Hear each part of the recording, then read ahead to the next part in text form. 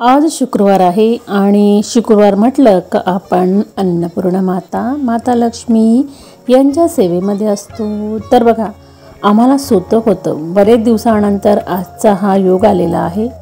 शेवटी सूतक संपला आणि आपण देवघरामधील देवांची पूजा पाठ सर्व काही करत असतो। तर देवघरातील तोरण, देवांच्या फोटोंच्या माळा असं बरंचसं काही मी धुण्यासाठी टाकलेलं आहे। तर आरेका पामजवळ छोटी दगडं ठेवलेली आहेत, तर ती माझ्या मुलांनी आणलेली आहेत। आपण कलरिंग वगैरे करून ती सुशोभित करू शकतो, पण म्हटलं असं सुद्धा छान दिसतात म्हणून काही दिवस का असेन आपण ठेवूया। त्यानंतर माता लक्ष्मीची आरती, अन्नपूर्णेची आरती, अन्नपूर्णा स्तोत्र।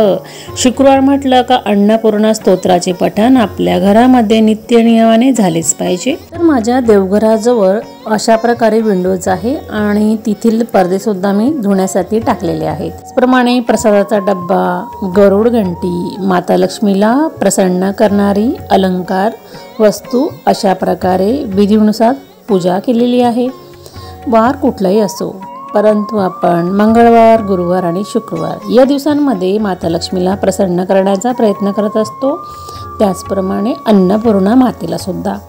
तर बघा, बरेच दिवस झाले आणि बरेच दिवसानंतर आजचा दिवस आलेला आहे आणि खरंच आपण सूतक असलो किंवा मासिक धर्म असला तर आपण पूजापाठ करत नाही, तर आपले ते दिवस काही वेगळेच असतात। वातावरण घरातील थोडं चेंज होतं, परंतु आपण ज्यावेळेस देवघरामधील देवांची पूजा पाठ करतो तर आपलं देवघर म्हणा किंवा आपली वास्तू ही प्रसन्न दिसत असते, कारण आपल्या घरामध्ये धूप, दीप आणि फुलांचा सुगंध आणि वातावरण प्रसन्न करणारी आरती, घंटीचा आवाज, शंखाचा आवाज, हे सर्व काही करत असताना आपल्या वास्तूमध्ये येणारे आवाज आणि प्रसन्नता, आपलं मन सुद्धा शांत होत असताना म्हणून आपण देवपूजा करतो। देवांची सर्व वस्त्र धुवून टाकलेली आहेत, त्यामध्ये माळा, फेटे आणि वस्त्र।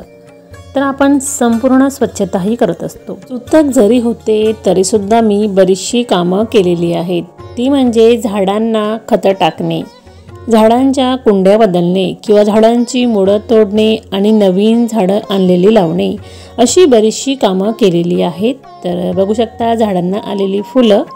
पुढचे व्हिडिओ असतील काही झाडांबद्दल, काही देवांबद्दल। म्हटलं बरेच दिवस झाले आणि आपण व्हिडिओसुद्धा बनवू शकलो नाही, परंतु मी काही शॉर्ट व्हिडिओ म्हणा यामार्फत तुमच्याशी जोडून राहिले।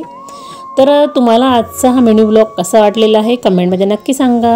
तुम्ही जर आपल्या चॅनलवर नवीन असेल तर चॅनलला सबस्क्राईब करा। व्हिडिओ थोडा जरी युजफुल वाटला असेल तर लाईक शेअर करा। आपण परत पुन्हा भेटू अशा छान व्हिडिओंसोबत आणि युजफुल माहितींसोबत। तोपर्यंत काळजी घ्या आणि आनंदात राहा।